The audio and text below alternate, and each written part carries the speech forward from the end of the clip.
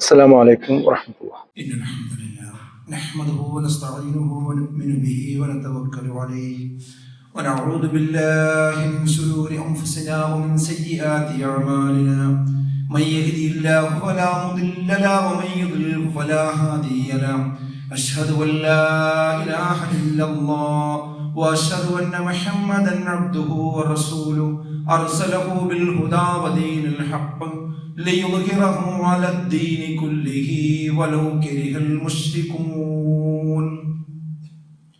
اللهم صل على محمد وعلى آل محمد كما صليت على إبراهيم وعلى آل إبراهيم إنك حميد مجيد. أما بعد وإن خير الكلام كلام الله وخير الحديث كتاب الله وخير الهدي هدي محمد صلى الله عليه وسلم وشر الأمور محدثاتها وكل محدثة بدعة وكل بدعة ضلالة. أعوذ بالله من الشيطان الرجيم. يا أيها الذين آمنوا اتقوا الله حق تقاته ولا تموتن إلا وأنتم مسلمون. بسم الله الرحمن الرحيم. قل لا يستوي الخبيث والطيب ولو أعجبك كثرة الخبيث فاتقوا الله يا أولي الألباب لعلكم تفلحون.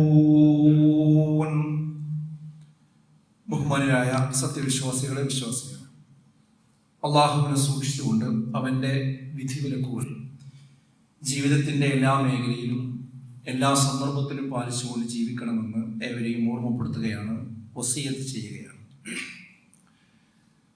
കാലം മുന്നോട്ട് പോകുമ്പോൾ സംഭവിക്കുന്ന അപജയങ്ങൾ ഇസ്ലാമിക പ്രമാണങ്ങളിൽ വളരെ വ്യക്തമായി തന്നെ ചൂണ്ടിക്കാണിച്ചിട്ടുണ്ട്. അത് വിശ്വാസികളായ നമ്മൾ ഓരോരുത്തരും അറിയുകയും അറിയിക്കുകയും ചെയ്യുക എന്നത് നമ്മുടെ ഓരോരുത്തരുടെയും ബാധ്യതയാണ്.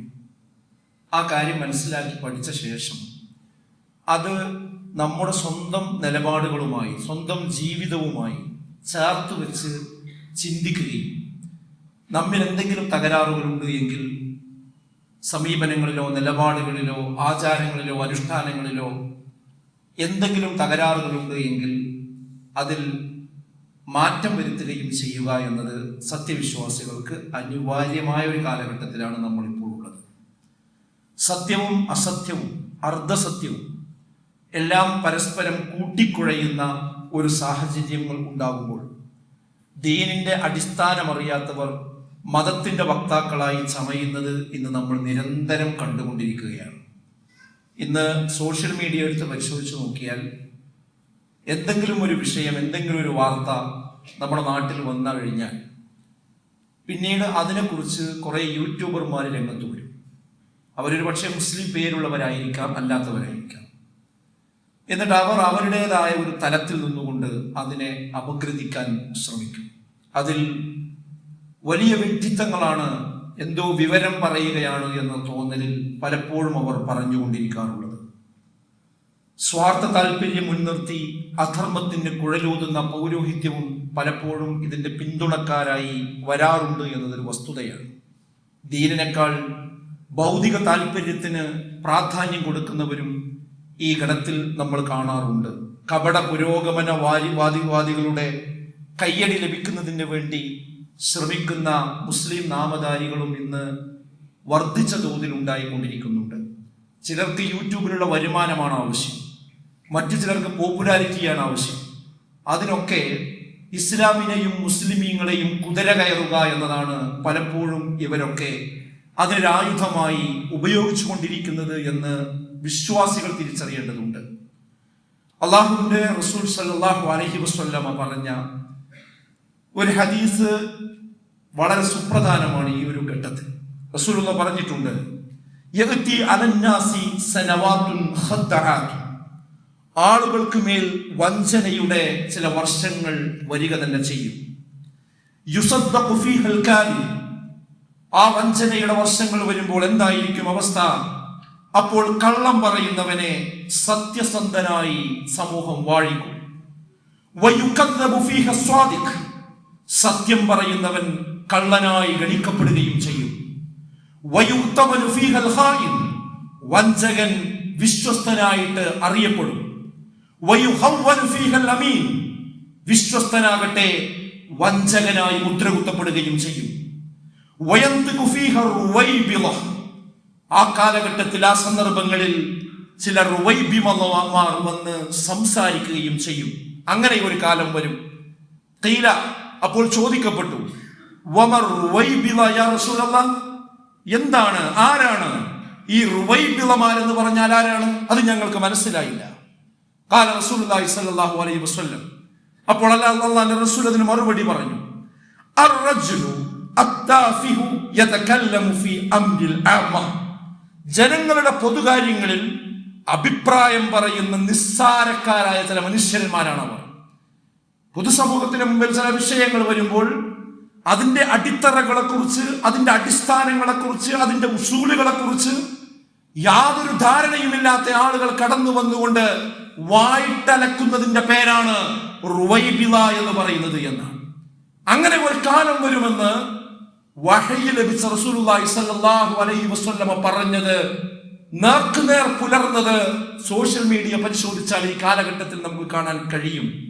ഈ കാലത്ത് ദീനിന്റെ അടിത്തറകൾ സ്വയം പഠിക്കുകയും അത് സമൂഹത്തെ പഠിപ്പിക്കുകയും ചെയ്തിട്ടില്ല എങ്കിൽ ബനു ഇസ്രായേൽ ജനത നശിച്ചതുപോലെ ഈ സമുദായവും നാശത്തിന്റെ അപകടത്തിന്റെ കെണിയിലേക്കായിരിക്കും പോവുക എന്ന് നാം ഓരോരുത്തരും തിരിച്ചറിയേണ്ടതുണ്ട്.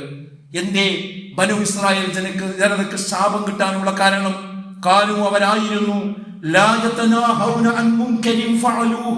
അവർ ചെയ്തിരുന്ന അധർമ്മങ്ങൾ എന്നുണ്ടോ അതിനെ അവർ പരസ്പരം ഒരിക്കലും വിരോധിച്ചില്ല. അതെത്തിനെ തെറ്റാണെന്ന് പറഞ്ഞില്ല. ആ അധർമ്മത്തെ ചൂണ്ടിക്കാണിച്ചില്ല. ലബിഅസ മാ കാനൂ യഫ്അലൂൻ. അവർ ചെയ്യുന്ന പ്രവർത്തനം എത്ര മോശമാണ് എന്നാണ് വിശുദ്ധ ഖുർആൻ ചോദിക്കുന്നത്. അപ്പൊ അതേ അവസ്ഥ എന്തിനാ ഖുർആൻ എടുത്ത് ഉദ്ധരിച്ചത്? അത് നമുക്കൊക്കെ ഒരു പാഠമാകാൻ വേണ്ടിയാണ്. അതുകൊണ്ട് പല ആളുകളും പറയാറുണ്ട്, നിങ്ങൾ ഈ പറയുന്ന നിലപാടൊന്നും മുസ്ലിം സമുദായത്തിന് പോലും ഇല്ലല്ലോ എന്ന് ചോദിക്കുന്ന ആളുകളുണ്ട്. അതായത് ഇസ്ലാമികമായ ചില അടിസ്ഥാനങ്ങള്, ഉസൂലുകള്, ആ കാര്യങ്ങൾ പറഞ്ഞു മനസ്സിലാക്കി കൊടുത്താൽ പറയുന്നത്, അതൊക്കെ ശരി, അത് ഖുർആനിലുണ്ടാവും, അത് ഹദീസിലൊക്കെ ഉണ്ടാവും. പക്ഷേ മുസ്ലിമീങ്ങളായിട്ട് അറിയപ്പെടുന്ന അത് അനുയായികൾ മുതൽ നേതൃത്വങ്ങൾ വരെ ഇതൊന്നും അംഗീകരിക്കുന്നില്ലല്ലോ, അതൊക്കെ അവർ തള്ളിക്കളഞ്ഞിട്ടുണ്ടല്ലോ, നിങ്ങൾ കുറച്ച് ആളുകൾ ഇത് പറഞ്ഞതുകൊണ്ട് കാര്യമാകോ, അത് ഇസ്ലാമാകോ എന്നൊക്കെ ചോദിക്കാറുണ്ട്. അതിന്റെ ആകത്തുക എന്ന് പറയുന്നത് അവിടെയുണ്ട്, ഇവിടെയുണ്ട്, അപ്പുറത്തുണ്ട്, പിന്നാമ്പുറത്തുണ്ട്, എല്ലായിടത്തുണ്ട്, ലോകം മുഴുവനുണ്ട്. നിങ്ങൾക്ക് മാത്രം എന്താ പ്രശ്നമാണ്?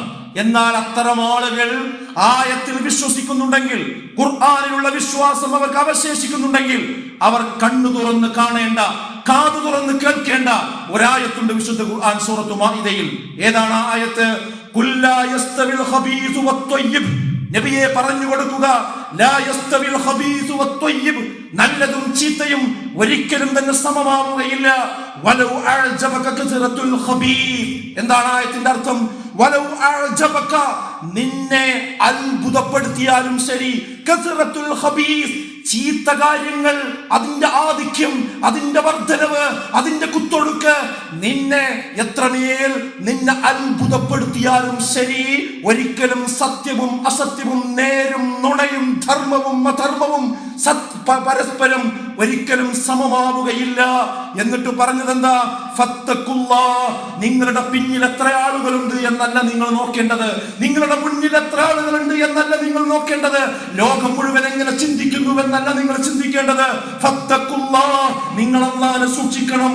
യാ ഉലിൽ അൽബാബ്, ചിന്തിക്കുന്നവരെ, ചിന്തിക്കാത്തവർക്ക് ഒഴുകുന്നവരോടൊപ്പം ഒഴുകാം, ആലോചിക്കാത്തവർക്ക് പോകുന്നവരോടൊപ്പം പോകാം.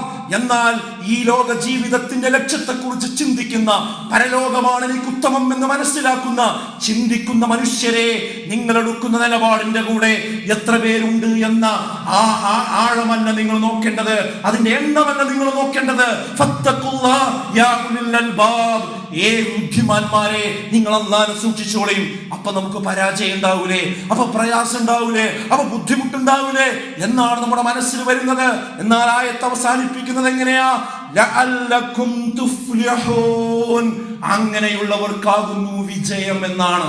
അപ്പൊ വിജയം കിട്ടണമെങ്കിൽ, അല്ലാഹു വിശുദ്ധ ഖുർആനിലൂടെ പറഞ്ഞ വിജയം കിട്ടണമെങ്കിൽ അഡ്ജസ്റ്റ്മെന്റിനല്ല കിട്ടുക, നിലപാടുകൾക്കാണ് കിട്ടുക. ആ നിലപാട് സത്യമായാൽ മതി. അതിന്റെ കൂടെ എത്ര ആളുകളുണ്ട് എന്ന് നോക്കാൻ വിശ്വാസികളോട് പറഞ്ഞിട്ടില്ല എന്ന അടിത്തറ ഓരോ വിശ്വാസിയും മനസ്സിലാക്കി വെക്കേണ്ടതുണ്ട്. മുസ്ലിം ഉമ്മത്തിൽ നിന്ന് തന്നെ എന്തൊക്കെയാണോ അല്ലാഹുവിന്റെ റസൂൽ നിരോധിച്ചത് അതൊക്കെ ഹലാലാണെന്ന് വിളിച്ചു പറയുന്ന ഒരു കാലം വരുന്ന, ഇതൊക്കെ അല്ലാഹുവിന്റെ റസൂൽ പറഞ്ഞത് സുഹൃത്തുക്കളെ, വഹയി അടിസ്ഥാനത്തിൽ പറഞ്ഞതാണ്. ലയകൂനുന്ന മിൻ ഉമ്മത്തി അഖ്വാം, എന്റെ ഉമ്മത്തിൽ നിന്നൊരു കൂട്ടം ആളുകൾ വരും. യസ്തഹില്ലൂന അൽഹിറ, യസ്തഹില്ലൂന, അവർ ഹലാലാണെന്ന് പറയും, അവർ അനുവദനീയമാണെന്ന് പറയും. അൽഹിറ വ്യഭിചാരത്തെ, വൽ ഹരീറ പട്ടുവസ്ത്രത്തെ, വൽ ഖംറ മദ്യത്തെ, വൽ മആസിഫ സംഗീത ഉപകരണങ്ങളെ. ഇതൊന്നും ഒരു കുഴപ്പമില്ല, നൃത്തനൃത്യങ്ങൾ പ്രശ്നമില്ല, അതുപോലെ മദ്യം പ്രശ്നമല്ല, വ്യഭിചാരം കുഴപ്പമില്ല. അതിന്റെ പേരൊക്കെ ഒന്ന് മാറ്റിയാൽ മതി. യുസമ്മൂനഹാ ബിഗൈരി ഇസ്മിഹാ, അവർ അതല്ലാത്ത പേര് വിളിക്കുമെന്നാണ് എല്ലാത്തിനും. മദ്യം എന്നവർ പറയില്ല, അതിന് വേറെ പല പേരുകളെ പറയുള്ളൂ. പക്ഷെ ഒന്ന് സാധനം ഒന്നായിരിക്കും. വ്യഭിചാരം എന്നവർ പറയില്ല, ബെസ്റ്റി എന്നായിരിക്കും പറയുക, ഹുക്കപ്പ് എന്നായിരിക്കും പറയാ, സീസൺഷിപ്പ് എന്നായിരിക്കും പറയാ, റിലേഷൻഷിപ്പ് എന്നായിരിക്കും പറയാ, ലിവിങ് ടുഗദർ എന്നായിരിക്കും പറയാ. പേരുകൾ മാറ്റും, പച്ച വ്യഭിചാരം ചെയ്യും. ഇതല്ലേ ഇന്ന് നമ്മുടെ നാട്ടിൽ കണ്ടുകൊണ്ടിരിക്കുന്നത്? അല്ലാഹുവിന്റെ റസൂൽ പറഞ്ഞതാണ്. തുണി അഴിച്ചിട്ട് അങ്ങാടികളിലൂടെ നടക്കുന്നതാണ് പുരോഗമനം എന്ന് പറയുന്ന കാലം വിദൂരമല്ല. എഴുതി വെച്ചോ മലയാളികൾ. മാത്രല്ല, അതിനെതിരെ ആരെങ്കിലും അത് തെറ്റാണെന്ന് പറഞ്ഞാൽ അവനായിരിക്കും കുറ്റവാളി, അവനായിരിക്കും പ്രശ്നങ്ങൾ ഉണ്ടാകുന്നത്. ആ കാലം അതിവിദൂരമല്ല. കാരണം ഏതൊരു കാര്യവും സമൂഹത്തിലേക്ക് കൊണ്ടുവരുന്നതിന് 3 സ്റ്റെപ്പാണുള്ളത്. 3 സ്റ്റെപ്പാണുള്ളത്. ഒന്നെന്താ അറിയോ? അത് നന്നായി സെലിബ്രേറ്റ് ചെയ്യും ആളുകൾക്കിടയിൽ. ആളുകൾ ആരാധിക്കുന്നു, ആദരിക്കുന്നു എന്നൊക്കെ പറയുന്ന വലിയ സിനിമാ നടന്മാരെ കൊണ്ടും സെലിബ്രിറ്റികളെ കൊണ്ടും അത് ചെയ്യിപ്പിക്കും. അവരെ കൊണ്ടത് ചെയ്യിപ്പിക്കും. അതാണ് ചെയ്യുക. എന്നിട്ട് ഗ്ലോറിഫൈ ചെയ്യും. സമൂഹത്തിൽ അതിനെന്തോ ഒരു വലിയ ആവേശമുള്ള തരയുണ്ടാക്കുന്നത് മാധ്യമങ്ങളിലൂടെയും മീഡിയകളിലൂടെയും സിനിമകളിലൂടെയും ഒക്കെ അത് പ്രൊമോട്ട് ചെയ്യും. അങ്ങനെ പൊതുവായി അങ്ങനെ ഒരു പ്രൊമോട്ട് ചെയ്ത് ഗ്ലോറിഫൈ ചെയ്യുന്നതോടുകൂടി സ്വാഭാവികവൽക്കരിക്കും, അഥവാ നോർമലൈസ് ചെയ്യപ്പെടും. പിന്നെ അത് സമൂഹത്തിൽ നോർമലൈസ് ചെയ്യപ്പെടും. അപ്പൊ ഇതൊക്കെ കാണും അനുഭവിക്കുകയും ചെയ്യുന്ന മനുഷ്യന്മാർ ചോദിക്കും, എന്താ കുഴപ്പം? അവൻ ചെയ്യണില്ലേ, ഇയാൾ ചെയ്യണില്ലേ, മറ്റോൻ ചെയ്യണില്ലേ, എവിടെ ഇല്ലാത്തത്? ഇത് നമ്മുടെ തലമുറകൾ ചോദിക്കാൻ തുടങ്ങും. ഇതാണ് ഏതൊരു തെറ്റിനെയും നോർമലൈസ് ചെയ്യുന്നതിന്റെ ലക്ഷണം, സ്റ്റെപ്പുകൾ. അതിന്ന് സമൂഹത്തിൽ വർദ്ധിച്ചുകൊണ്ടിരിക്കുകയാണ്. ഇതിന്റെ ലക്ഷണങ്ങൾ ഇപ്പൊ കണ്ടു തുടങ്ങിയിട്ടുണ്ട്. ഇപ്പൊ കഴിഞ്ഞ ദിവസം നിങ്ങൾ സോഷ്യൽ മീഡിയയിൽ കണ്ടോ? നമ്മുടെ മലയാള മീഡിയകൾ ആഘോഷിക്കുന്ന സംഭവം എവിടെയായിരുന്നു? US സംഭവം ആഘോഷിക്കുന്നത്. പണ്ടായിരുന്നു US കേരളവും US ഇന്ത്യയൊക്കെ വലിയ ദൂരം. ഇന്ന് വലിയ ദൂരമൊന്നുമില്ല. US നടക്കുന്നത് കേരളത്തിൽ നടക്കണ മാതിരി തന്നെയാണ്, കേരളത്തിൽ നടക്കുന്നത് US നടക്കണ മാതിരി തന്നെയാണ്. യൂറോപ്പിൽ എന്തുണ്ടായോ അതുണ്ടായി 24 മണിക്കൂർ തികയും മുമ്പ് നമ്മുടെ കേരളത്തിന്റെ മണ്ണിൽ അത് നമ്മുടെ കുട്ടികൾ ആഘോഷിക്കുന്നത് നമ്മൾ ഇന്ന് കണ്ടുകൊണ്ടിരിക്കുകയാണ്. എന്താ അപ്പോ കഴിഞ്ഞ ദിവസം വന്നതെന്നറിയോ? പൂർണ്ണ നഗ്നരായി ഒരു കപ്പൽ യാത്ര, 11 ദിവസത്തെ പാക്കേജിന് 43 ലക്ഷം രൂപ എന്നാണ്. അതായത് ഒരു കപ്പൽ വാടകയ്ക്ക് എടുത്തിട്ട് പൂർണ്ണ നഗ്നായ ആണും പെണ്ണും ഒക്കെ എന്ത് ചെയ്യുക, അതിനാണ് യാത്ര ചെയ്യുക. അതിനെത്ര? 11 ദിവസത്തിന് 43 ലക്ഷം. അപ്പൊ നമ്മൾ കേൾക്കും, ആരാ അതിന് പോവുക? എന്താ ആ വാർത്തകൾ എടുത്തു വായിച്ചു നോക്കി. ടിക്കറ്റ് വളരെ ദ്രുതഗതിയിൽ വിറ്റ് തീർന്നു എന്നാ പറഞ്ഞത്. 43 ലക്ഷം രൂപ 11 ദിവസത്തിന് കൊടുത്തിട്ട് ടിക്കറ്റുകൾ വിറ്റ് തീർന്നു. US ഒരു കമ്പനിയാണ് നടത്തുന്നത് എങ്കിലും അതിന്റെ പ്രചാരണം നമ്മുടെ മലയാളികൾക്കിടയിൽ പോലും നടക്കുന്നു. ശരീരത്തിന്റെ സൗന്ദര്യത്തെ പ്രോത്സാഹിപ്പിക്കലാണ് ലക്ഷ്യമെന്നാണ് പറയുന്നത്. മാത്രവുമല്ല, ആ പോസ്റ്റിന്റെ അടിയിൽ മലയാളികൾ എഴുതിയ കമന്റുകൾ കൊണ്ട് വായിച്ചു. മലയാളികളുടെ മനസ്സെവിടെ നിൽക്കുന്നത്? എന്താ നമ്മളെ നാട്ടിലിപ്പോ ചർച്ച? സ്ത്രീകൾക്ക് ഇറങ്ങി നടക്കാൻ പറ്റുന്നുണ്ടെങ്കിൽ എല്ലാം നോർമലൈസ് ചെയ്തു, അത് കുഴപ്പമില്ല. അതെന്താ, ആൺ സുഹൃത്തല്ലേ പെൺ സുഹൃത്തല്ലേ എന്ന് ചോദിച്ച് എല്ലാം നോർമലൈസ് ചെയ്യണം. അടുത്തതാണ് ഞാൻ പറഞ്ഞത്, തുണി എടുക്കാതെ യാത്ര ചെയ്യുന്ന ഒരു കൂട്ടം ആൾക്കാർ, അവിടുത്തെ ഔട്ടിങ്ങിന്റെ രൂപമാണത്. ഇത് ആഘോഷിക്കുന്നത് മലയാളികളാണ്. അതിന്റെ അടിയിലുള്ള കമന്റുകൾ വായിച്ചു. ആ കമന്റുകൾക്കിടയിൽ സമുദായത്തിന്റെ പേരുള്ളവരുടെ എണ്ണം വളരെ വർദ്ധിച്ചതാണ് എന്ന് നമ്മൾ കാണേണ്ടതുണ്ട്. അതുകൊണ്ട് അവിടെ അല്ലേ എന്ന് പറയേണ്ട, അത് ഇവിടെ വരാൻ 24 മണിക്കൂർ മതി. അതിനെ ന്യായീകരിക്കാൻ ഇവിടെ മീഡിയകൾ ഉണ്ടാവും. കോട്ടിട്ടുണ്ടാവുന്നേ മാത്രമേ ഉള്ളൂ. അവർക്കൊരു കോട്ടുണ്ടാവുന്നു മാത്രമല്ല, ആ കോട്ടൻ ഇട്ടാൽ എന്തും പറയാമെന്നാണ്. നബി സല്ലല്ലാഹു അലൈഹി വസല്ലം പറഞ്ഞിടത്ത് ലോകമെത്തും. എന്താ റസൂലുള്ളാഹി പറഞ്ഞത്? ലാ തഖൂമു സ്സാഅ, അന്ത്യദിനം വരികയില്ല. ഹത്താ യതസാഫദന്നാസു തസാഫുദൽ ഹുമുരി ഫിത്ത്വരീഖ്, കഴുതകൾ പരസ്യമായി ഇണചേരുന്നത് പോലെ ആളുകൾ വഴിയിൽ വെച്ച് പരസ്യമായി ഇണചേരുന്ന ആ നാട് വരുന്നത് വരെ അന്ത്യനാട് സംഭവിക്കുകയില്ല. കഴുതകൾ അങ്ങാടികളിലൂടെ ഇണചേരുന്നത് പോലെ, നായയും പട്ടിയും ഇണചേരുന്നത് പോലെ, കന്നിമാസമായാൽ നായയും പട്ടിയും തെരുവിലിറങ്ങുന്നത് പോലെ മനുഷ്യർ തെരുവിലിറങ്ങി. ഇങ്ങോട്ട് നോക്കണ്ടെന്നാ പറയാം. ഇവിടെ എന്തിയാ ബാക്കിയുള്ളവർ പറയുള്ളൂ അറിയോ? ഇഷ്ടമല്ലാത്തവരത് നോക്കണ്ട, അത് ചെയ്തോട്ടെ, എങ്ങക്ക് എന്താന്നാ ചോദിക്കുക. ഈ ചോദ്യം ചോദിക്കുന്ന നാളുകൾ വിദൂരമല്ല. അള്ളാന്റെ റസൂൽ പറഞ്ഞതാണ്. റസൂലുള്ള പിന്നെ മറ്റൊന്ന് പറഞ്ഞു, ജനങ്ങൾക്കിടയിൽ ഒരു കാലം വരാനുണ്ട്, ഒരാളും വന്ന് പലിശ തിന്നാത്തവനായിട്ടുണ്ടാവുകയില്ല. ഇനി ആരെങ്കിലും തിന്നുന്നില്ല എങ്കിൽ അതിന്റെ പൊടിയെങ്കിലും അവനേൽക്കാതെ ജീവിക്കാൻ കഴിയില്ല. അങ്ങനത്തെ ഒരു കാലം വരും അല്ലേ? ആൾക്കാരൊക്കെ ബിസിനസ്സും കച്ചവടം പരിപാടിയൊക്കെ പറയുമ്പോൾ എന്താ പറയാ, എല്ലാ ഹക്കും ബാത്തിലൊന്നും നോക്കിയ ഒരു കാര്യം ചെയ്യാൻ കഴിയൂല, എല്ലാ ഹറാമും ഹലാലും നോക്കിയ ഒരു കാര്യം നടക്കൂല എന്ന് പറഞ്ഞ് കണ്ണ് ചിമ്മി എല്ലാത്തിന്റെ പിന്നാലെയും പോവുകയാണ്. ഒരു പ്രശ്നവും ആളുകൾക്കില്ല. സമൂഹത്തിൽ സുഹൃത്തുക്കളെ മൊത്തത്തിൽ ആട്ടപട്ടലം, ഈ സാംസ്കാരിക ചുതി വരുമെന്നത് അള്ളാന്റെ റസൂല് ദീർഘവീക്ഷണം ചെയ്തതാണ്. വിശ്വാസം മുറുകെ പിടിക്കലായിരിക്കും ഇനിയുള്ള കാലത്തെ പരീക്ഷണം എന്ന് നമ്മൾ ആലോചിക്കും. നമ്മളെ മുൻഗാമികൾക്കുള്ള പരീക്ഷണങ്ങൾ, യുദ്ധങ്ങളും മറ്റു കാര്യങ്ങളൊക്കെ വന്നിരുന്നു.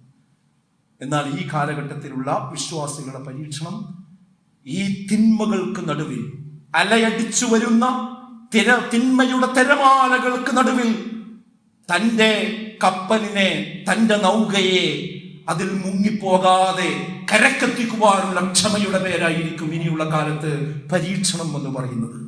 എന്താ അല്ലാഹുവിന്റെ റസൂൽ അതിനോട് ഉപമിച്ചത്? യഅതി അലന്നാസി സമാൻ, ജനങ്ങൾക്കൊരു കാലം വരാനുണ്ട്. അസ്വാബിറു ഫീഹിം അലാ ദീനിഹി, അങ്ങ് ദീനിന്റെ മാർഗത്തിൽ ക്ഷമിച്ച് സഹിച്ച് തന്റെ വിശ്വാസം മാറോട് ചേർത്ത് പിടിക്കുന്നവന്റെ രീതി, ഉപമ എങ്ങനെയായിരിക്കുമെന്നോ, കൽകാബിദി അലൽ ജം, കൈയിന്റെ ഉള്ളനടിയിൽ ഒരു തീക്കനൽ പിടിച്ചവനെ പോലെ ആയിരിക്കുമെന്ന്. ഒരു തീക്കനൽ ഒരാളെ കയ്യിൽ കൊടുത്തു കഴിഞ്ഞാൽ അയാൾക്ക് എത്ര സ്വൈരണ്ടാവും? അതേപോലെ ഈ തിന്മകൾക്ക് നടുവിൽ നന്മ മാറോട് ചേർത്ത് പിടിച്ച് മുന്നോട്ട് പോകുന്ന ആളുകൾ അല്പം പ്രയാസപ്പെടേണ്ടി വരും. ആ നാട് ഇതാ നമ്മുടെ കാലഘട്ടത്തിലേക്ക് വരികയാണ്. അതുകൊണ്ട് സുഹൃത്തുക്കളെ, വെറുതെ ഒന്നും സ്വർഗം കിട്ടില്ല. ഇവിടെ അനുഭവിക്കണം അവിടെ അനുഭവിക്കണം നടക്കൂല. ഹറാമ് ഹറാം തന്നെയാണ്, ഹലാലെ വിശ്വാസികൾക്ക് പാടും. ശിർക്ക് ശിർക്ക് തന്നെയാണ്, തൗഹീദെ വിശ്വാസികൾക്ക് പാടുള്ളൂ. ബിദ്അത്ത് ബിദ്അത്ത് തന്നെയാണ്, സുന്നത്തെ വിശ്വാസികൾക്ക് പാടുള്ളൂ. ജീർണത തന്നെയാണ്, സംസ്കാരമേ വിശ്വാസികൾക്ക് പാടുള്ളൂ. ആ സംസ്കാരത്തോടൊപ്പം ഈമാനിനോടൊപ്പം. അതുകൊണ്ടാണ് ഇഹ്ദിനസ് സിറാത്തൽ മുസ്തഖീം എന്ന് 5 തവണ നമ്മളോട് പ്രാർത്ഥിക്കാൻ പറഞ്ഞത്. ഈമാൻ തെറ്റിക്കരുത് എന്ന് പ്രാർത്ഥിക്കാൻ കാരണം അള്ളാഹു ഈമാനോടുകൂടി മരിപ്പിക്കുന്ന യഥാർത്ഥ മുത്തഖികളിൽ, മുഅ്മിനുകളിൽ നമ്മേവരെയും ഉൾപ്പെടുത്തി അനുഗ്രഹിക്കുമാറാകട്ടെ. അൽഹംദുലില്ലാഹി വസ്സലാത്തു വസ്സലാമു അലാ റസൂലില്ലാഹി വഅലാ ആലിഹി വസഹ്ബിഹി അജ്മഈൻ. അമ്മാ ബഅദ്. ബഹുമാന്യരായ സദ്വിശ്വാസികളെ, വിശ്വാസികളെ, അള്ളാഹുവിനെ സൂക്ഷിച്ച് ജീവിക്കണമെന്ന് ഒരിക്കൽ കൂടി ഓർമ്മപ്പെടുത്തുകയാണ്, വസിയത്ത് ചെയ്യുകയാണ്. അവസാന കാലത്ത് വിശ്വാസ വിശുദ്ധി കാത്തു സൂക്ഷിക്കുന്ന ആളുകൾ പല പേരുകളിൽ അറിയപ്പെടും. നമ്മളെ നാട്ടിൽ പറയപ്പെടുന്ന പേര്, മുസ്ലിം കമ്മ്യൂണിറ്റിയിൽ നിന്ന് തന്നെ അവരെ വിളിക്കുക അവർ അനുഷ്ഠാന തീവ്രതയുള്ളവരാണ് എന്ന്. മറ്റുള്ളവരെ വിളിക്കുക പച്ചക്ക് തീവ്രവാദി എന്ന് വിളിക്കും, ഭീകരവാദി എന്ന് വിളിക്കും, പ്രാകൃതൻ എന്ന് വിളിക്കും. അതുപോലെ തന്നെ താലിബാനായി മുദ്രകുത്തും. ബഹുസ്വര സമൂഹത്തിൽ ഇടപെടാനുള്ള വിവേകമില്ലാത്തവരാണ് ഇവർ എന്ന് പറഞ്ഞ് അരികുവൽക്കരിക്കും. അങ്ങനെ പല രീതിയിൽ ഒറ്റപ്പെടുത്തുന്ന ഒരു സാഹചര്യം ഉണ്ടാവും. അതിലൊരിക്കലും ഒരു വിശ്വാസി വേദനിക്കാൻ പാടില്ല എന്നാണ് ഞാൻ പറയുന്നത്. കാരണം എന്താണെന്ന് അറിയാം, നമുക്ക് വേണ്ടത് ഇവിടെയുള്ള സോഷ്യൽ മീഡിയയുടെ ലൈക്കല്ല. നമുക്ക് വേണ്ടത് ഇവിടെ കപട പുരോഗമനവാദികളുടെ കൊടിയടയാളമല്ല. നമുക്ക് വേണ്ടത് ഇവിടെ ആരെങ്കിലും ഇസ്ലാമിനോട് വിരോധമുള്ള ആളുകൾ പടച്ചുവിടുന്ന പോസ്റ്ററുകളല്ല. നമുക്ക് വേണ്ടത് അള്ളാഹുവിൻ്റെയും റസൂലിൻ്റെയും അംഗീകാരമാണ്. റസൂലുള്ളാഹി സ്വല്ലല്ലാഹു അലൈഹി വസല്ലമ അംഗീകാരം കൊടുത്തത് ആർക്കാണ്? അത് റസൂലുള്ളാഹി സ്വല്ലല്ലാഹു അലൈഹി വസല്ലമ പറഞ്ഞിട്ടുണ്ട്. ബദഅൽ ഇസ്ലാമു ഗരീബ. ഇസ്ലാം അപരിചിതമായിട്ടാണ് കടന്നു വന്നത്. ഇസ്ലാം വന്നപ്പോൾ അള്ളാഹിനോട് മാത്രമേ ആരാധിക്കാൻ പാടുള്ളൂ എന്ന് പറഞ്ഞപ്പോൾ അത് അവർക്കൊരു പുതിയ വാർത്തയായിരുന്നു. കാരണം എന്താ? ആ കഅബയിൽ മുഴുവൻ 300 ചില്ലാനം വിഗ്രഹങ്ങളാണ് ഉണ്ടായിരുന്നത്.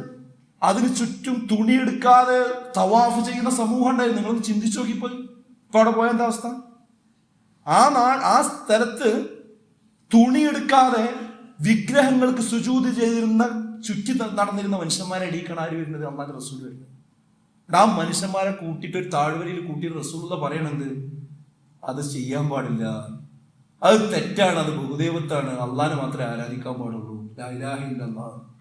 അത് പറഞ്ഞതോടുകൂടി അൽ അമീൻ എന്ന് അന്ന് വരെ വിളിച്ച അതേ നാവ് കൊണ്ട് അവർ പറഞ്ഞു, നീ കുഴപ്പക്കാരനാണ്, നീ ഫിത്ന ഉണ്ടാക്കാൻ വന്നവനാണ്, ഞങ്ങളുടെ കുടുംബം കലക്കാൻ വന്നവനാണ്, ഞങ്ങളുടെ സമൂഹത്തിൽ ഭിന്നിപ്പുണ്ടാക്കാൻ വന്നവനാണ്, നീ മാരണക്കാരനാണ്. എന്തൊക്കെയാണ് റസൂലുള്ളാഹി സ്വല്ലല്ലാഹു അലൈഹി വസല്ലം വിളിച്ചത്? അപ്പൊ അതാണ് അപരിചിതമായിട്ടാണ് ഇസ്ലാം വന്നത്. എന്നിട്ടോ ആ അപരിചിതാവസ്ഥയിലേക്ക് ആ അപരിചിതാവസ്ഥയിലേക്ക് തന്നെ ഖിയാമത്ത് നാളാവുമ്പോൾ ഇസ്ലാം മടങ്ങും. ഇനി ആ ആശയങ്ങൾ പറയുമ്പോൾ അത് സങ്കുചിതവാദമാണെന്ന് ആൾക്കാർ പറയും, ഇടുങ്ങിയ വാദമാണെന്ന് ആൾക്കാർ പറയും, അത് അനുഷ്ഠാന തീവ്രതയാണെന്ന് ആൾക്കാർ പറയും. ഭാഷ കുറച്ച് വ്യത്യാസം ഉണ്ടാവുന്നേ ഉള്ളൂ, കുറച്ച് ഇംഗ്ലീഷ് വാക്കുകളൊക്കെ കൂട്ടിയിട്ടുണ്ടാവുന്നു മാത്രം. ആ കാലഘട്ടത്തിലേക്ക് സമൂഹം മാറി വരും. അപ്പോഴോ അതൊക്കെ വടക്ക് വിട്ട് ബേജാറായി കണ്ട്, എന്നാ ഞാൻ ഇസ്ലാമല്ല, ഞാൻ മുസ്ലിം അല്ല, അതിന്റെ എന്തൊക്കെ ലക്ഷണങ്ങളുണ്ട് അതൊക്കെ എടുത്ത് ഒഴിവാക്കിയിട്ട് ഇങ്ങനെ ഒളിഞ്ഞു ജീവിക്കുന്നവനാണോ? അവനാണോ മംഗളം? അല്ല. അങ്ങനെയുള്ള അലമാലകൾ വരുമ്പോഴും ഞാൻ മുസ്ലിമാണ് എന്ന വ്യക്തിത്വം ഉയർത്തിപ്പിടിച്ച് ജീവിക്കുന്നവന്റെ പേരാണ്, അവർക്കുള്ളതാണ് ഫതൂബാ ലിൽ ഖുറബാ. അപരിചിതർക്കാകുന്നു മംഗളം. ആ കാലത്തും ആ ഹക്ക് നെഞ്ചോട് ചേർത്ത് വെക്കുന്നവർക്കാകുന്നു റസൂലുള്ളാഹി സ്വല്ലല്ലാഹു അലൈഹി വസല്ലം മംഗളം പറഞ്ഞിരിക്കുന്നത്. മൻഹും യാ റസൂലല്ലാഹ്, ആരാണ് അവർ റസൂലേ? അല്ലദീന യുസ്ലിഹൂന മാ അഫ്സദന്നാസു മിൻ ബഅദി മിൻ സുന്നതി. ആ കാലഘട്ടമാകുമ്പോ എന്റെ സുന്നത്തിനെ നശിപ്പിച്ചൊരു വിഭാഗം ഉണ്ടാവും അവിടെ. ആ നശിപ്പിച്ചതിൽ നിന്ന് എന്റെ സുന്നത്തിനെ നന്നാക്കിയെടുക്കുന്ന വിഭാഗം, അവരാണ് അപരിചിതർ. അവരാണ് അപരിചിതർ, അവർക്കാകുന്നു മംഗളം എന്നാണ്. സഹോദരങ്ങളെ, ഇന്ന് അനിസ്ലാമിക കാര്യങ്ങൾ ചെയ്തിട്ട് ആൾക്കാർ ചോദിക്കുന്ന ഒരു ചോദ്യമുണ്ട്. ആ ചോദ്യം ചോദിച്ചാൽ ഒക്കെ ഇസ്ലാമായി. എന്താ പദം ചെയ്ത ആകാശം ഇടിഞ്ഞു വീഴും, എന്താ പദം ചെയ്താൽ സംഭവിക്കുക എന്ന് ചോദിച്ചാൽ ആകാശം ഇടിഞ്ഞു വീഴുമോ എന്ന് ചോദിച്ചാൽ ഒക്കെ ഹലാലായി. ആ രീതിയിലേക്ക് ഇതൊക്കെ ഹലാലാക്കുന്ന ഒരു അവസ്ഥ ഉണ്ട്. പിന്നെ വേറൊരു ഭാഗത്ത് സമുദായത്തിനുള്ളിൽ ചെയ്യുന്ന പരിപാടി എന്താ? ഇസ്ലാമിൽ ഇല്ലാത്തത് ഇസ്ലാമാണ് എന്ന് പറഞ്ഞ് ഇസ്ലാമിന്റെ ഉള്ളിലേക്ക് കടത്തിക്കൂട്ടുക. അതിനെ വിമർശിച്ചാലോ നിങ്ങൾ കുത്തമ്പാദികളാണെന്ന് പറഞ്ഞ് ചാപ്പ് കൂട്ടുക, ആ രീതിയിൽ ആക്രമിക്കുക. അപ്പൊ അതിന്റെ ഒരു ഉദാഹരണമാണ് ഇപ്പൊ നമ്മുടെ നാട്ടില് നബിദിനത്തിലൂടെ നമ്മൾ കണ്ടുകൊണ്ടിരിക്കുന്നത്. റസൂലുള്ളാഹി സ്വല്ലല്ലാഹു അലൈഹി വസല്ലമയെ സ്നേഹിക്കുക എന്നുള്ളത് ഒരു വിശ്വാസിക്ക് നിർബന്ധമാണ്. ആ സ്നേഹിക്കാത്തവൻ ഒരിക്കലും മുസ്ലിം അല്ല. എന്താ റസൂലുള്ളാഹി പറഞ്ഞത്? ലാ യുഅ്മിനു അഹദുകും ഹത്താ അകൂന അഹബ്ബ ഇലൈഹി മിൻ വലദിഹി വവാലിദിഹി വന്നാസി അജ്മഈൻ. ലാ യുഅ്മിനു, നിങ്ങൾ വിശ്വാസിയാവൂല, അഹദുക്കും, നിങ്ങളിൽ ഒരാളും, ഹത്താ അകൂന അഹബ്ബ ഇലൈഹി മിൻ വാലിദിഹി, എന്നെ നിങ്ങൾ ഇഷ്ടപ്പെടുന്നത് വരെ. എങ്ങനെ? നിങ്ങളുടെ പിതാവിനെക്കാളും, നിങ്ങളുടെ മക്കളെക്കാളും, വവാലിദിഹി, നിങ്ങളുടെ പിതാക്കളെക്കാളും, വന്നാസി അജ്മഈൻ, ലോകത്തുള്ള മുഴുവൻ മനുഷ്യരെക്കാളും, അവരെക്കാളൊക്കെ നിങ്ങൾ എന്നെ ഇഷ്ടപ്പെടുന്നത് വരെ നിങ്ങൾ മുഅ്മിനാവൂല. അപ്പൊ നബിനെ സ്നേഹിക്കുക എന്നുള്ളത് എല്ലാവർക്കും നിർബന്ധം. ആ നബി സ്നേഹത്തിന്റെ രൂപ റസൂലുള്ളാഹി പഠിപ്പിച്ചിട്ടുണ്ട്.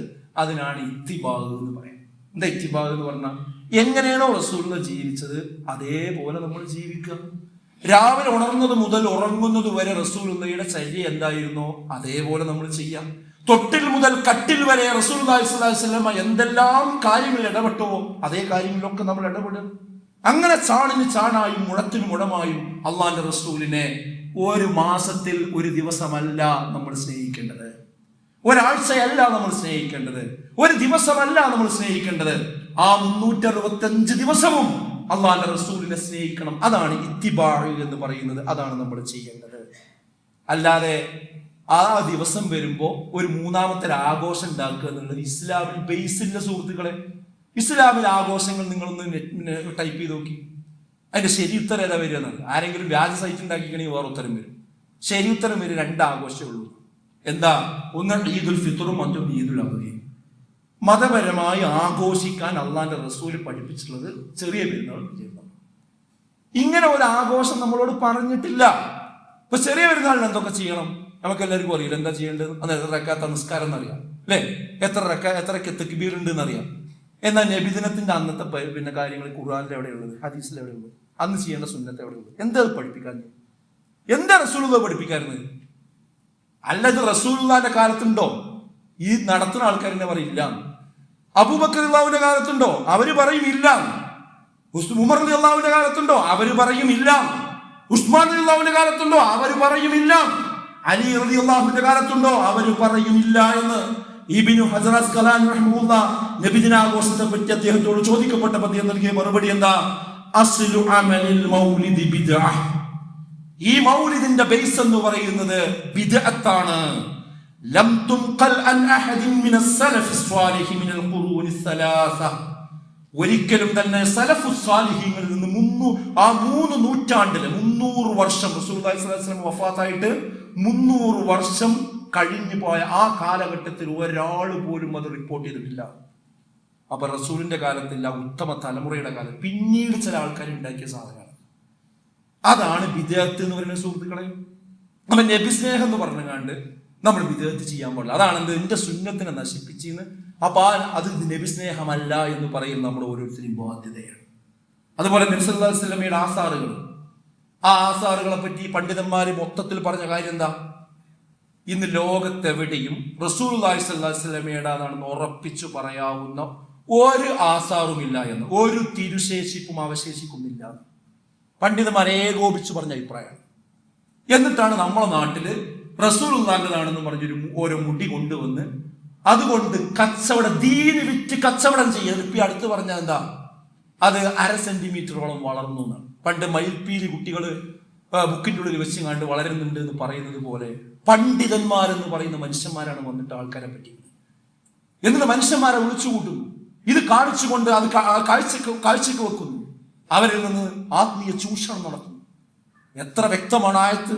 യാ അയ്യുഹല്ലദീന ആമനൂ, ഏ വിശ്വാസികളെ, ഇന്ന കസീറൻ മിനൽ അഹ്ബാരി വറുഹ്ബാൻ ലയഅകുലൂന അംവാലൻ നാസി ബിൽ ബാതിൽ വയസുദ്ദൂന അൻ സബീലില്ലാഹ്. നിശ്ചയമായും ജനങ്ങളിൽ നിന്ന് മതപണ്ഡിതന്മാർ അതേപോലെ തന്നെ പുരോഹിതന്മാരിൽ നിന്നൊക്കെ ജനങ്ങളുടെ സ്വത്ത് അന്യായമായി തിന്ന ഒരു വിഭാഗം വരും, ഒരു വിഭാഗമുണ്ട് എന്ന് വിശുദ്ധ ഖുർആനാണ് പറയുന്നത്. വയസുദ്ദൂന അൻ സബീലില്ലാഹ്, അല്ലാഹുവിന്റെ മാർഗ്ഗത്തിൽ നിന്ന് അവർ ആളുകളെ തടയും ചെയ്യും. അതായത് ഹക്കും ബാത്തിലും ഇല്ലാതെ ജനങ്ങളെ കാശ് തിന്നാൻ വേണ്ടി പണ്ഡിതന്മാരിൽ നിന്നും പുരോഹിതന്മാരിൽ നിന്നും, ആ വാക്ക് നോക്കി നിങ്ങൾ, അത് നേർക്ക് നേരെ നമ്മൾ കണ്ടുകൊണ്ടിരിക്കുക. അതുകൊണ്ട് സുഹൃത്തുക്കളെ, നബി സ്നേഹം എന്നത് പറയുന്നത് ഇത്തിബാ ആണ്. അതൊരിക്കലും തന്നെ റസൂലുള്ളാഹി പഠിപ്പിക്കാത്ത വഴിയിലൂടെ ചെയ്യാൻ പാടില്ല. നബിയുടെ ആസാറുകൾക്ക് ബറക്കത്തുണ്ട്, അതാരും ഇവിടെ നിഷേധിക്കുന്നില്ല. പക്ഷേ നബി സല്ലല്ലാഹു അലൈഹി വസല്ലമയുടെ ആസാറുകളിൽ ലോകത്തെവിടെയും ഇല്ല, ശേഷിക്കുന്നില്ല എന്ന് തന്നെയാണ് പണ്ഡിതന്മാർ പറഞ്ഞിട്ടുള്ളത്. അപ്പൊ അത് ആ നബിയുടെ പേരിൽ ആരൊക്കെ എന്തൊക്കെ കൊണ്ടുവരുന്നോ അത് നബി സ്നേഹമല്ല, അത് നബിയെ കച്ചവടം ചെയ്യലാണ്. അതിന്റെ പേരാണ് അക്ഷരം തെറ്റാതെ വിളിച്ചാൽ മതവാണിഭം എന്ന് പറയുന്നത്, ആത്മീയ കച്ചവടം എന്ന് പറയുന്നത്. അതൊരിക്കലും ഇസ്ലാമിന്റെ പേരിൽ നമുക്ക് അംഗീകരിക്കാൻ കഴിയില്ല. അതുകൊണ്ട് ഈ കാലഘട്ടത്തിൽ സുഹൃത്തുക്കൾ ദീന് നല്ലോണം പഠിച്ചു. അത് നമ്മളും പഠിക്കണം, നമ്മളെ മക്കളും പഠിക്കണം. അവിടെ തിരക്കാണ്, അവൻ എഞ്ചിനീയറിങ്ങിനാണ്, അവൻ ഡോക്ടറേറ്റിനാണ്, അവനെങ്ങാനും ഒരു ഖുർആൻ ക്ലാസ്സിന് വിളിച്ചാൽ ഓൻ്റെ ജീവിതം ഇല്ലാതെ പോകും. രക്ഷിതാക്കളെയൊക്കെ ധാരണ ഇസ്ലാമിക കാര്യങ്ങളും മര്യാദക്ക് ഒരു ഹുത്തുബയും കൂടി കേൾക്കാതെ വളർത്തി കഴിഞ്ഞാൽ പിടിക്കാൻ കിട്ടില്ല. ദുനിയാവ് തന്നെ മക്കളെ കിട്ടില്ല. നല്ലോണം ആലോചിച്ചു. ഈ കാലഘട്ടത്തിൽ ഇസ്ലാം ശരിക്കും അടിസ്ഥാനപരമായി പഠിച്ചു മുന്നോട്ട് പോകണം. അങ്ങനെയുള്ള യഥാർത്ഥ മുത്തക്കികളിൽ അല്ലാഹു നമ്മേവരെയും ഉൾപ്പെടുത്തി അനുഗ്രഹിക്കുമാറാകട്ടെ.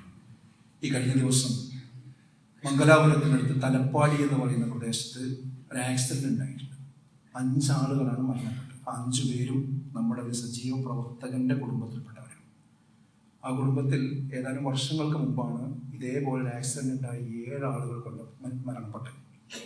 അതിൻ്റെ ആഘാതം തീരുന്നതിന് മുമ്പാണ് ഈ 5 മരണം ഒരു കുടുംബത്തിൽ. ഇന്ന് അവരുടെ ജനാസി കാര്യങ്ങളൊക്കെ നടന്നുകൊണ്ടിരിക്കുകയാണ്. അള്ളാഹു അവർക്ക് മഗ്ഫിറത്ത് നൽകി അനുഗ്രഹിക്കുമാറാകട്ടെ. ആ കുടുംബത്തിന് ആശ്വാസം നൽകുമാറാകട്ടെ, സഹനം നൽകുമാറാകട്ടെ, അവർക്ക് ജന്നാത്തുൽ ഫിർദൗസ് നൽകി അനുഗ്രഹിക്കുമാറാകട്ടെ. അങ്ങനെയുള്ള എല്ലാ ദുരന്തങ്ങളിൽ നിന്നും അള്ളാഹു നമ്മെ കാത്ത് രക്ഷിക്കുമാറാകട്ടെ. നമ്മുടെ ജീവിതത്തിൽ വന്നുപോയ ചെറുതും വലുതുമായ എല്ലാ പാപങ്ങളും അള്ളാഹു നമുക്ക് വിട്ടുപുറത്ത് മാപ്പാക്കി തരുമാറാകട്ടെ. നാളെ പരലോകത്ത് ഉന്നതമായ സ്വർഗം നൽകി അനുഗ്രഹിക്കുമാറാകട്ടെ. അല്ലാഹുമ്മ اغفر للمؤمنين والمؤمنات والمسلمين والمسلمات والأحياء منهم والأموات إنك مجيب الدعوات يا قاضي الحاجات. ربنا اصرف عنا عذاب جهنم إن عذابها كان غراما. ربنا هب لنا من أزواجنا وذرياتنا قرة أعين واجعلنا للمتقين إماما. اللهم أجرنا من النار، اللهم أجرنا من النار، اللهم أجرنا من النار. اللهم أعز الإسلام والمسلمين وأذل الشرك والمشركين. ربنا تقبل منا إنك أنت السميع العليم وتب علينا إنك أنت التواب الرحيم. ربنا آتنا في الدنيا حسنة وفي الآخرة حسنة وقنا عذاب النار. آمين يا أرحم الراحمين.